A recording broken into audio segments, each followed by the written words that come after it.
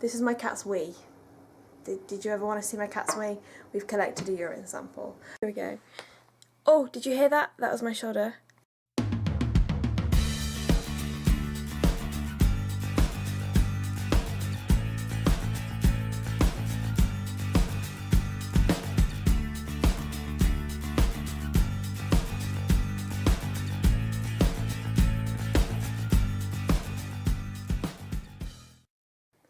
Good morning!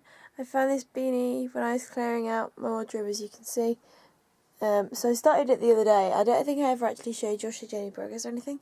But yeah, I've just emptied out this top bit. And hopefully some of the hoodies and things that are here can go up there.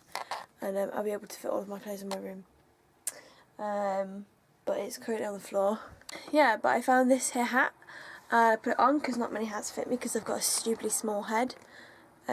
And this one fits. I don't know if it's a kid's one or what, but it's really cute, so I'm going to wear it. This is, yeah. Welcome to my day. My CPN is coming in 1/4 of an hour. I've been up for a while. It's 11:15 now. She's coming at 11. And this is the last time I'm going to see her before I go to Birmingham. So that's pretty scary. I'm having my mental health care transferred over to Birmingham. Oh my goodness, it's kind of annoying me how many healthcare professionals who know me have been like offering me different options for moving to Birmingham, like receptionists, pharmacists, GP, nurse. Everyone has been like, oh, you know, you don't have to transfer your care over. You can come and see us, and then if you need to see them in Birmingham, register as a temporary resident.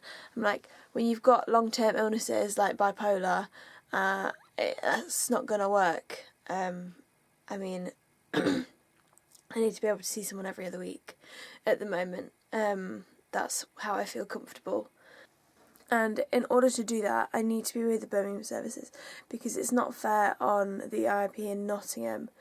Come back every other week, or expect them to meet me halfway or whatever. I mean, I would be coming back. However, it's not practical with the fact that I want a full-time degree in Birmingham. And also, it's not fair on services in Birmingham if a crisis does happen. Touch wood, it won't. It's not fair for the Nottingham services to just spring it on them like, hi, your crisis team needs to go out to this girl that you've never met and you don't even know who she is because she's got bipolar and she's been living in your county for the last 1.5 years, but we've just been keeping her to ourselves. That's just not... it won't work. And I won't be able to see the crisis team immediately anyway. I would have to go to my GP and get referred to the crisis team. It would just be a long-winded process. It wouldn't be practical. It wouldn't be safe. But it is annoying, like, how people are assuming that I've not considered all of the options. Anyway, gonna see my CPN. I don't feel emotional. Like, I'm not like, oh, this is the last time I get to see her. However, that could change once I've seen her and she leaves. I might be sad after that, I don't know. Well, you'll see. But I mean, I know that I am seeing her. She said she's not going to take me off her caseload until I have met with whoever my new CCO is in Birmingham. A CCO is care coordinator. And until she's spoken to them, and I've spoken to them, and I've spoken to her, so that we know that it's all sort of sorted, covered, nailed. But I'm going to ask if we can have, like, in the meantime, a phone appointment, me to her. I normally absolutely hate phone appointments, but I would rather speak to my CPN that I know and I trust over the phone than either wait for 4 weeks and maybe have a deterioration in that time, because this is going to be an extremely stressful time for me. And you know what one of my triggers is? Stress. This is not the kind of time to wait and see. Yeah, anyway, I've rambled for ages, so I am going to go get a cup of tea. I'll wait for her, and then I'll finish this off in a bit. Okay, my CPN has gone. I'm not sure how long she was here for. Probably about an hour. I didn't update you. Okay, So if you saw yesterday's vlog, you will see the appendage at the end. Instead of an outro, you had me telling you that we had to take Molly to the emergency vets. This happens a few times a year. She's 20, she's a tortoiseshell, she's female. So those 3 factors put her at a very high risk of kidney and urinary issues. So she gets repeated bouts of cystitis, where she had it a couple times, and then the 3rd time she had it, she just peed blood. It's just, she was just passing blood and blood clots and stuff. She spayed, it wasn't a period, and since that, about 3 years ago, she gets it between 2 and 4 times a year. We just give her Metacam, sorts stuff out. So yep, went to the vets. Unfortunately, she threw up in the cat box on the way there. It seemed pretty quickly. She was like really lethargic. She was just like curled up and resting in her cat box, whereas normally she'd be like standing there with like a flicky tail, being like, "Nah, I don't want to be here." Yeah, and the vet was kind of young, and I think he was one of those who wants to do it by the book. So he was like, "Oh, I want to do this. I want to do this. I want to do this." Confident. Less confident talking about a diagnosis of cystitis. Like, we know what it is. If you've ever heard on the vlogs, she howls at the water bowl, and we put it down to sensitive teeth. But I was thinking the other day, I wonder if there's anything we can do about it. So I just searched on Google cat howling at water bowl, and turns out in cats over about the age of 15, it is sort of commonly associated with an overactive thyroid or hyperthyroidism, and some vets on the forums were saying to request from your vet a T4 and a blood panel. And last year, when she had been really, she had like 2 bouts of cystitis really close together. Mum's just got in to see her. But they had spoken then, when she'd been really ill, about doing some blood tests and also testing for a thyroid problem. So putting these 2 together the other day, I said to my parents, next time she goes to the vets, we ask for a T4 to do with her howling, and also to do with her cystitis. So I mentioned that to the vet, and he said actually that is a possibility, because that can also contribute to repeated UTIs, cystitis, etc. Well, this is my cat's wee. Did you ever want to see my cat's wee? We've collected a urine sample. However, it needs to get to the vets ASAP, and we're not 100% sure that this is Molly's. So we've put the litter down again. We've got another test kit, so if we see her do a wee in the crystals, we will collect it and get it to the vets ASAP. Oh well, that's an update on Molly. She's alright, she's got her usual medication. It's like cat version of Sistafan. It was called Metacam, but it's changed now. Let's see if we can find her. Hi, how is it going? How you doing? Beautiful.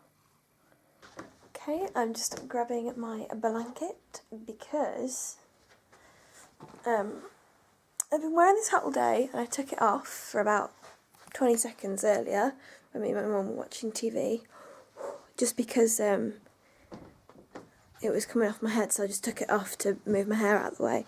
I'm a little lopsided, that's okay. And I realised how cold it was and how cold my head is. So, am I actually pale, or is it just the camera? I'm pretty pale. So, yeah, I was just messaging my friend Bobby, and I realised that, I mean, both of my hands are cold, but this one is freezing. Yeah, it's a lot colder. I don't know why. She said, "Why is that?" I said, "I don't know, just autonomia." But normally, at least, it's symmetrical. So my nose will be cold, both of my ears will be cold, both my hands will be cold, both my feet will be cold. Sometimes both the backs of my arms will be cold. Occasionally happens where one's colder than the other. I might get another blanket. I'm going to go and see what temperature it is in the house as well. That might help me gauge if it's okay or not. So as you can see, it's 18 degrees outside and 19 degrees inside. But I'm still bloody cold. Mum said I look silly wearing my hat, but if it keeps me warm, I'm happy. I'm telling you, you said you think I look silly with my hat on. Well, how cold were my hands though? Very cold. cold? Did I put them on your face? Freezing cold. Was it as cold as Molly's water? Colder. So she did this. She did this. She broke my arm. That was in a cast. I'm kidding. That's hot water. Hot water. Wheat snack. Snuggle snack. Warm. I'm making myself some tea. I feel a little bit better by moving. Maybe I just should move more. That's it. I thought I'd show you Molly because she's looking peaceful. She looks cute when she's not at the emergency vets. Look at those cute paws. Look at my cute cat. Look at her.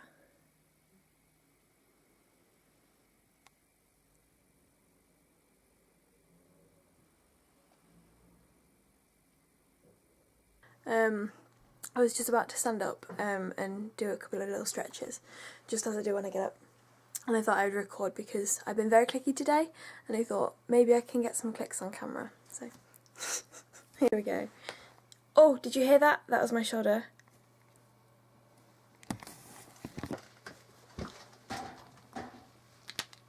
That was a knee. That was my back. That was my elbows. That was my elbow. There's no clicking there. Clicking! Okay. Yeah. I always feel very tight and like I need stretch. You might hear another click as well. There was an ankle click there. There we go, a knee click. And now I feel extremely lightheaded.